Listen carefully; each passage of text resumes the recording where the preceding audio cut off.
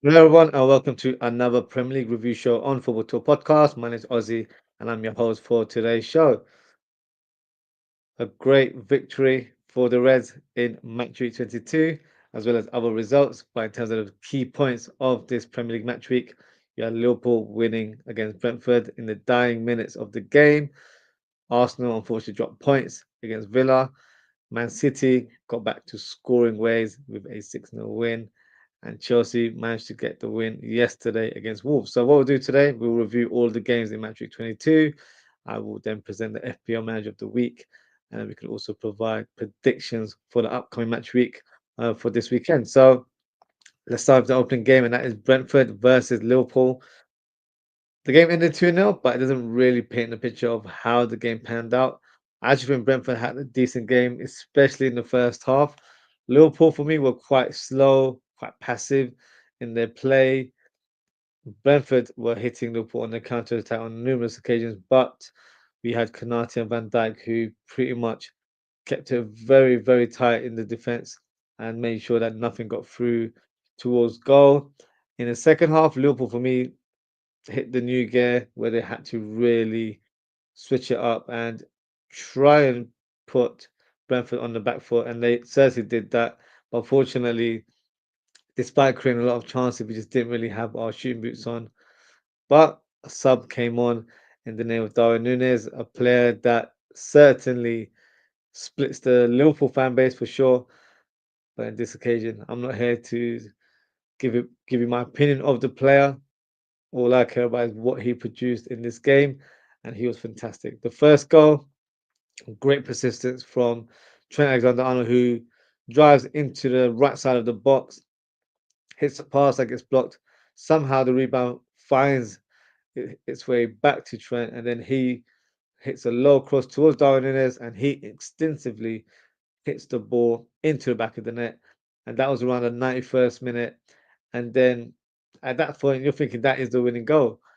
But Liverpool responded, and a couple of minutes later added another goal to the tally. This time as Chiesa passes it to Harvey Elliott. Harvey Elliott takes his time, doesn't just rush the pass for the sake of it, finds Nunez. Nunez does fantastically well to cut in and smash it into the back of the net. So a great end to the game. A lot of rival fans will say that Liverpool were lucky they scored 2 last-minute winners. Not quite. We had about 30 odd opportunities on goal. I'll probably say about 8 or 9 of them were on target. So Liverpool should have scored a lot early in the game, but sometimes that's how it goes, especially when you face a team like Brentford, who are normally very strong at home. So for me, I'm very pleased with the result. If it ended in a draw, I feel like it would have invited more pressure towards Liverpool. Arsenal had a game after this fixture, and they were probably watching with a close eye in terms of what the outcome was. The win certainly, in my opinion, deflated their mood going into the next fixture, which was against Villa. But from a Liverpool point of view, we're 6 points clear. Still got a game in hand, which we play in mid-February. So look, very, very positive signs for Liverpool, and I feel like that is a win where maybe you'll look back and say that that was actually a defining moment of the season, because had we dropped points, it would have been a smaller gap, and it just invites more pressure from the likes of Arsenal and Chelsea and all the other teams around the top four. So I'm pleased with the win, and yeah, on to the next one now. In terms of the next fixture, let's bring on the graphic there. We can see the scoreline: Arsenal 2, Aston Villa 2. Now, after watching Liverpool claim a last-minute winner against Brentford, this game was a must-win for the Gunners. But Unai Emery and his boys had other ideas. Arsenal opened the scoreline with a sliding finish from Martinelli. It wasn't clear-cut at the time, but the ref confirmed that the ball had passed the goal line, so it was 1-0 to Arsenal. Then Arsenal make it 2-0. Great cross from Trossard on that left-hand side. Finds Havertz in the middle of the box. He produced a half volley to hit the bottom corner. Then minutes later, Villa grab a goal. Great cross from Luka Dean from the left-hand side. And surprisingly, Tielemans applies a diving header to make it 2-1. And Ollie Watkins gets on the score sheet as well with a close range finish, crossbar and in. Great finish from the striker, who unfortunately looks like may have dented Arsenal's title hopes. Now, I'm not suggesting that Arsenal are completely out of the title race, but they would have lost a bit of momentum after dropping points against Villa. Um, they are now 6 points behind Liverpool, and Liverpool still have a game in hand. So, a lot of work to do for the Gunners to overtake Liverpool. It will also be interesting to see if Arsenal make any new signings in this window.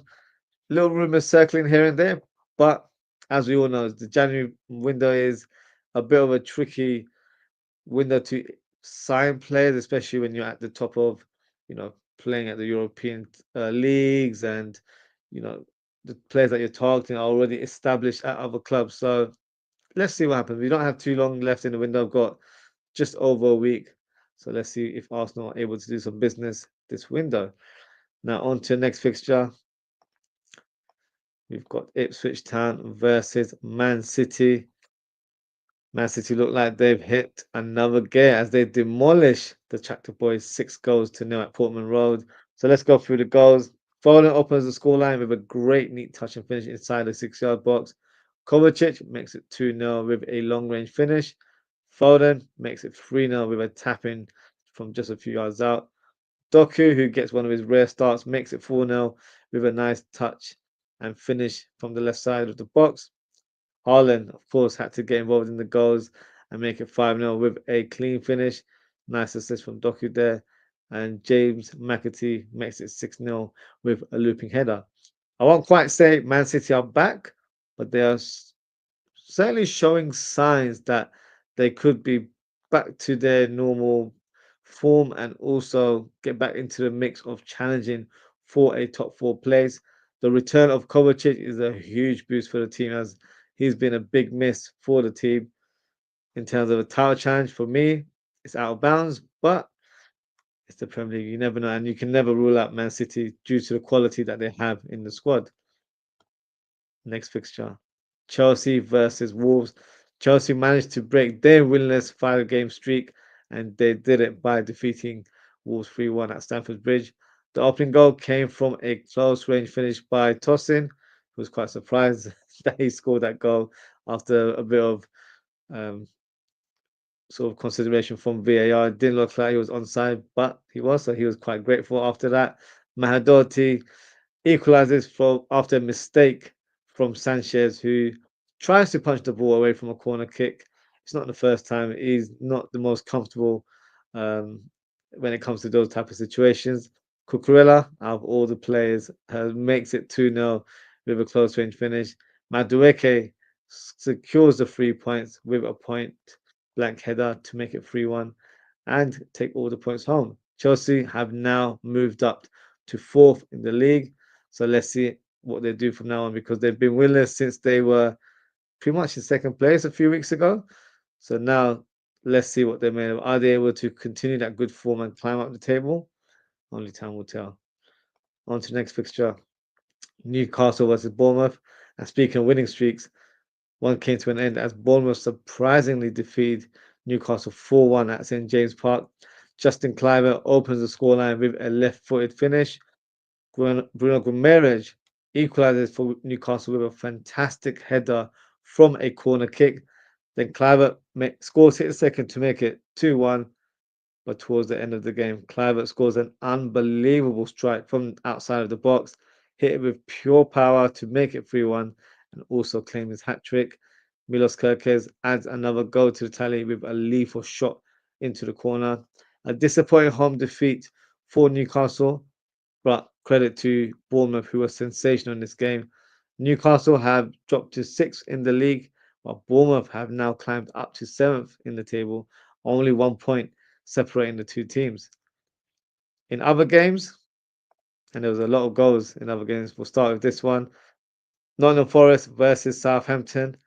Um, Forest continued a good form into this game, but they did get a slight scare as it wasn't a walk in the park. Elliot Anderson opens the score sheet with a fantastic strike from the edge of the box. Hudson Odoi makes it 2-0 with a lethal finish into the corner. Chris Wood then makes it 3-1 with a great header into the corner as well. Great assist from Aloaina, but Southampton showed some fight as they grabbed one back through Bednarek. Onuachu scores in the 91st minute to make it 3-2. And that stage, you're probably thinking, is it too little too late? Well, they nearly got the equaliser through a Bednarek header. But fortunately for the Forest, Ola Aina denies the Southampton defender with a goal line clearance. So close call for Nottingham Forest, but they managed to grab all 3 points. Now on to the next match, Manchester United versus Brighton, which ended 3-1. Now, am I surprised by that scoreline? Not really, as we've got accustomed to United losing at Old Trafford. It's not a fortress anymore, and Brighton do have a great record against United. But let's talk about the goals in the game. The first one, what an exquisite pass from Baliba from his own half over the United defense. Mitoma's through on goal, squares it to Minte, who makes it 1-0 for the Seagulls. But unfortunately, Baliba gives away a penalty after he fouls Zertsky in the box. Bruno Fernandes steps up and hits the back of the net to equalise for United. Minte returns the favour to Mitoma, who scores from close range to make it 2-1. And Ruta scores the third and final goal for Brighton. But what on earth was Onana doing? A calamity moment that reflects how United are playing as a team. This is a bit all over the place. So are they able to get it together and produce some wins on the bounce? At the minute, it doesn't look like that's the case, but they need to move up the table. They moved up last week, but they're slowly dropping down. So yeah, things need to change at Manchester United. Next fixture, this wasn't the scoreline I was expecting, so certainly a surprise result for me. Everton managed to secure the win at Goodison Park against Tottenham, who were shocking once again. Now, I don't know what Calvert-Lewin had for breakfast because he was twisting and turning Spurs player like no business. But what a goal from the striker to open the scoreline.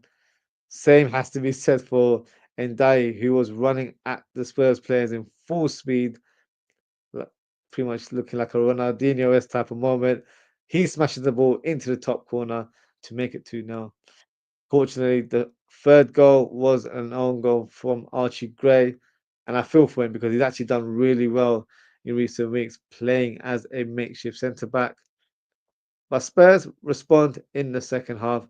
Kulusevski grabs one back with a nice stick to finish. Former Everton player Richarlison makes it 3-2 from point blank range. But at that stage, it was too little too late. Moyes manages to secure his first win after he rejoins the club as the new manager. Next fixture, West Ham versus Crystal Palace. Back-to-back wins for the Eagles as they defeat West Ham 2-0. Mateta opens the scoreline with a thumping finish. Palace were then awarded a penalty after Nketiah was fouled by Fabianski. Mateta steps up and just about squeezes it past Fabianski to make it 2-0. That victory allows Palace to move up to 12th in the league, which is quite something as they had a poor start to the campaign. So they're certainly doing well now and are moving up the table. And the final fixture of Matchweek 22 is Leicester City versus Fulham. Leicester suffered their seventh straight defeat in the league as Fulham secured the win. Emil Smith-Rowe scores the opening goal with a rare diving header. Adama Traore makes it 2-0 with a nicely side-footed finish into the bottom corner.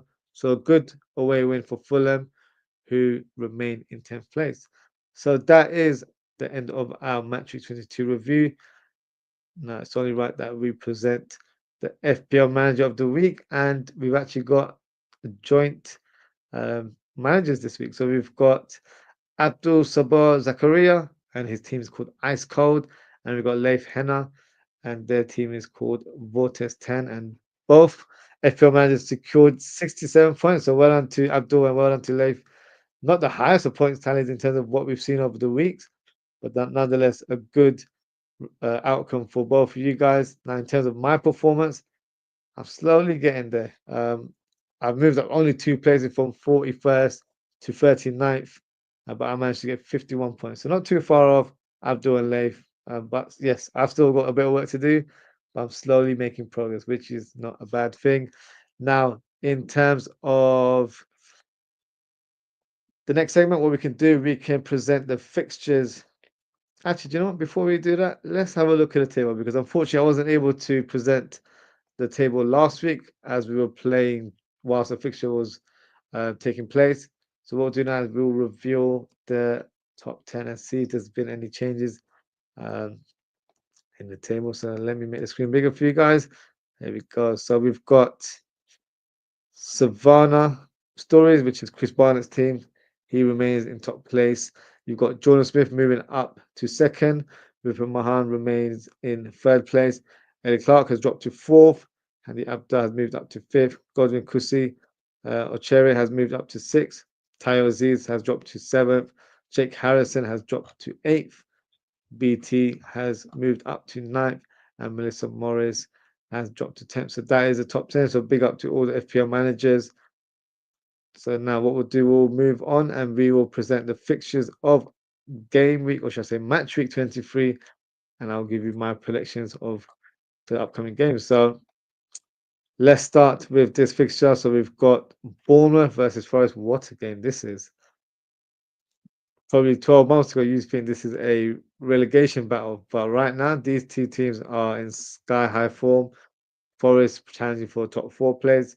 Bournemouth pretty much challenging for a European place right now, currently in 7th. So I think this game will have goals, but I don't think there'll be a clear winner. I'm going to go for a 2-2 draw.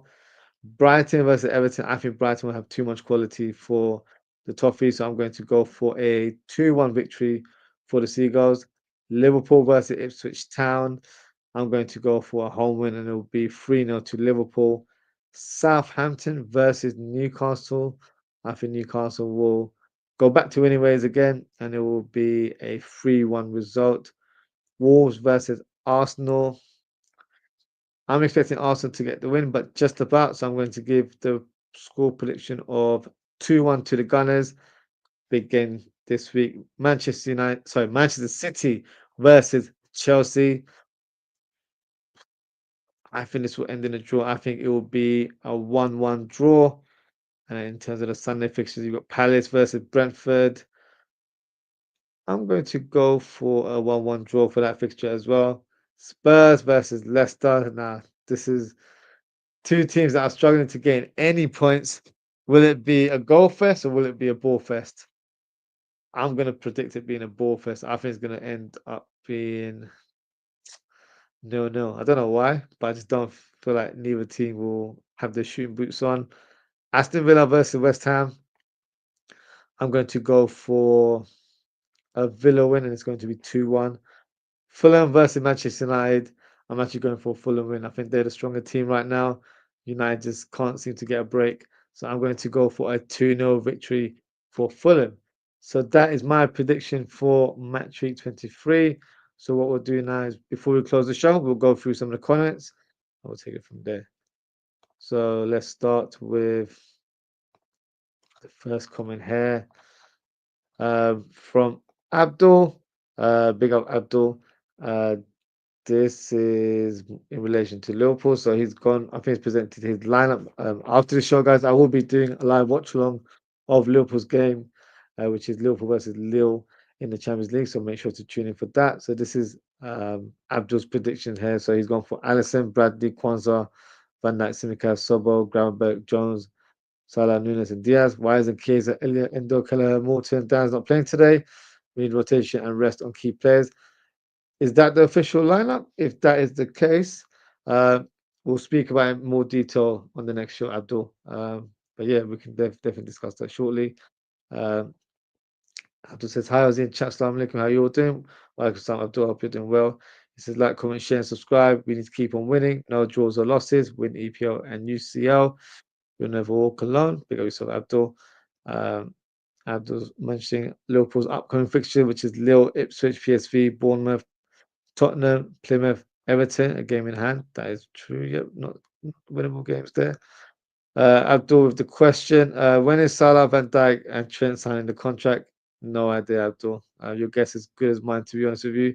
And question two is: what players Liverpool going to buy in January 2025 and summer 2025? So I don't expect us to sign any player in this window. I just don't think it's something that's on the cards. In terms of the summer, I do expect us to sign a centre midfielder, which goes without saying. But sometimes even when things are predictable, Liverpool don't manage to make the necessary recruitments. I'd like to say a left back will be addressed and a striker. So those three positions will be the key positions I feel like will need strengthening. And if I'm being a bit selfish or greedy, I'd probably add a centre back as well. But I think we'll get a better indication based on who signs contract extensions and who stays at the club. There might be players that are already thinking of moving on, i.e., like a Luis Diaz who hasn't signed a new contract. So if he's not playing next season, then obviously he needs to be replaced. So there'll be a lot of factors involved. But right now, there are a few positions that need to be addressed. At this stage, not very clear cut in terms of what will happen in the summer.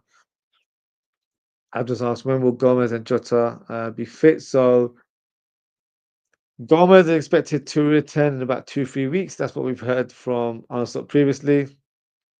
In terms of Jota, he mentioned that he's actually going to be out for a number of weeks. So for me, that doesn't really give me a lot of confidence going in to upcoming fixtures. My prediction or my guess would be that he returns early March. I think it's about 4 to 6 weeks out. It could potentially be longer. It could be 2 months.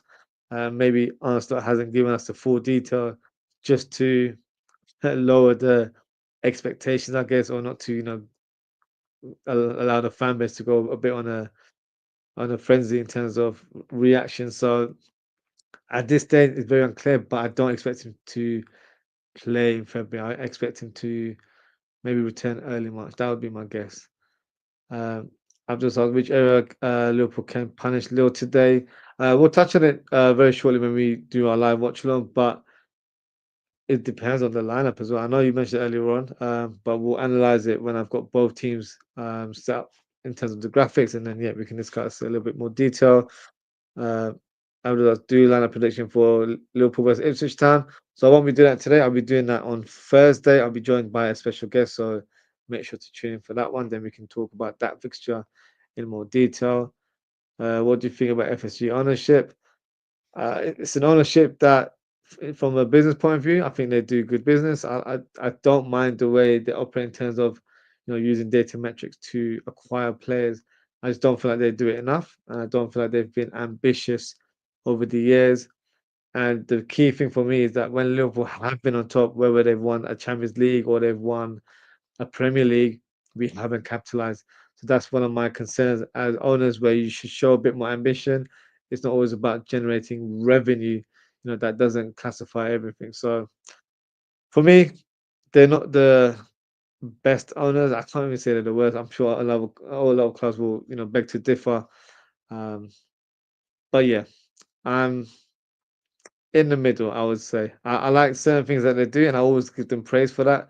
But there's a lot of things that I don't like either. But yeah, that's just my opinion on FSG. What do you think about Richard Hughes and Michael Edwards? Michael Edwards, for me, has not done much since his return. So for me, he's been a bit overhyped in terms of his appointment. And Richard Hughes is a fraud because he hasn't shown me anything to suggest that he's going to acquire players for Liverpool Football Club. I feel like this job is too much for him. I think he's out of his depth. And for me, I think we made the wrong appointment. And he's only been appointed because he's good friends with Michael Edwards. But yeah, that's just my opinion on that one. As a result, will Liverpool going to buy right back, left back, centre back, CDM, and number 9? Not in this window. Don't believe that will be the case. Will Nunez come good? For me, no. I think he's hit his ceiling at the club, and I don't expect him to improve further. I just feel like that's just the style of his play. That's what you get with Darwin Nunez. I don't think there was going to be further improvement. This is what you're going to get. So, look, obviously, I'm grateful that he scored the 2 goals over there, but my opinion hasn't changed. I do feel like it's an area we need to strengthen next summer, or should I say this summer. And for me, it's a player that will do well in other leagues. I think he'll be suited for La Liga or Serie A. I think he'll do really well there. But I think the time has come for both parties to go our separate ways and yeah, let him enjoy his career at another club. That's what I would say. Prediction today, I've gone for a 2-0 result for the Reds. I'm going to go for Darwin Nunez to score and Harvey Elliott to be on the score sheet as well. Will we sell Nunez and get Isak? That's the dream scenario there. Whether that happens or not remains to be seen. But that is it for today, guys. Thank you so much for tuning in. Thank you to Abdul for your comments there. If you haven't already, please don't forget to like, comment, share, and subscribe. And in terms of upcoming shows, I'm actually doing one in the next couple of minutes. So I'll be switching over to my other stream. It will be a live watch along of Liverpool versus Lille. So please make sure to tune in for that and get involved in the live chat, be part of the discussion. Then I'll also be doing a match reaction show later this evening at 11 p.m. So that is it for today, guys. Thank you so much for tuning in. Take care, stay safe, and I hope to speak with you all very, very soon. Goodbye.